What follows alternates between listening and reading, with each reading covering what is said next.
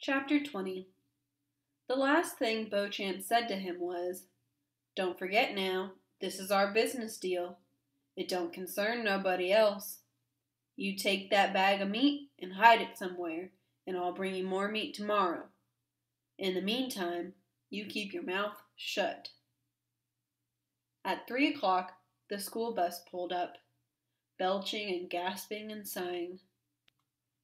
Norton and Billy Freemonger started pelting Rob with date palms before the bus even came to a complete stop. The bus door opened, and Sistine came running toward him, dodging the dates, looking as serious as a soldier on a battlefield. "Let's go see the tiger," she shouted to him. Rob was dismayed to see that she was still wearing his shirt and jeans. "Where's your dress?" he blurted. "In here," she said.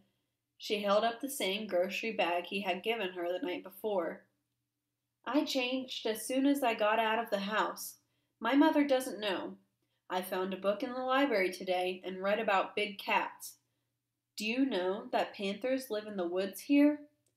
We could set the tiger free, and he could live with them. Come on," she said.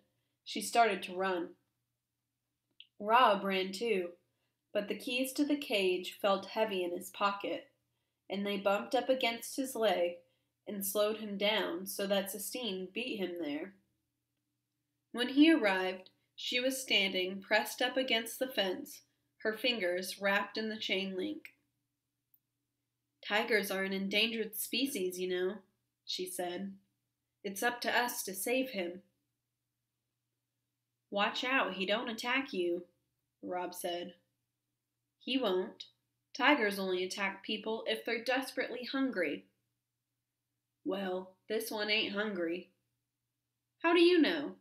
Sistine asked, turning around and looking at him. "Well," said Rob, "he ain't skinny, is he? He don't look starved." Sistine stared at him hard, and Rob opened his mouth and let the word fall out. "Keys," he said. Every secret, magic word he had ever known, tiger, and cancer, and Caroline, every word in his suitcase seemed to fall right out of him when he stood before Sistine. "What?" she said. "Keys," he said again. He cleared his throat. "I got the keys to the cage." "How?" "Beauchamp," he told her. "He hired me to feed his tiger, and he gave me the keys." "All right," said Sistine. "Now all we have to do is open the locks and let him go." "No," said Rob. "Are you crazy?" she asked him. "It ain't safe. It ain't safe for him. My friend, Willie May, she had a bird and let it go, and it just got ate up." "You're not making sense," she told him. "This is a tiger. A tiger, not a bird. And I don't know who Willie May is, and I don't care. You can't stop me from letting this tiger go. I'll do it without the keys. I'll saw the locks off myself." "Don't," said Rob. "Don't," she mocked back. And then she spun around and grabbed hold of the cage and shook it the same way Beauchamp had earlier that day. "I hate this place," she said. "I can't wait for my dad to come and get me. When he gets here, I'm going to make him come out here and set this tiger free. That's the first thing we'll do." She shook the cage harder. "I'll get you out of here," she said to the pacing tiger. "I promise." She rattled the cage as if she were the one who were locked up. The tiger paced back and forth without stopping.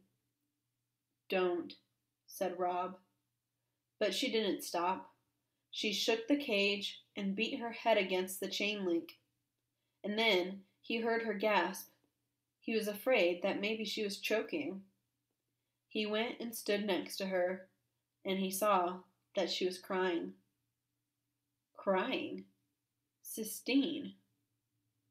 He stood beside her, terrified and amazed. When his mother was alive, when he still cried about things, she had been the one who comforted him. She would cup her hand around the back of his neck and say to him, "You go on and cry. I got you.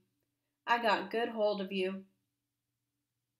Before Rod could think whether it was right or whether it was wrong, he reached out and put his palm on Sistine's neck. He could feel her pulse, beating in time with the tiger's pacing. He whispered to her the same words his mother had whispered to him. "I got you," he told her. "I got good hold of you." Sistine cried and cried. She cried as if she would never stop, and she did not tell him to take his hand away.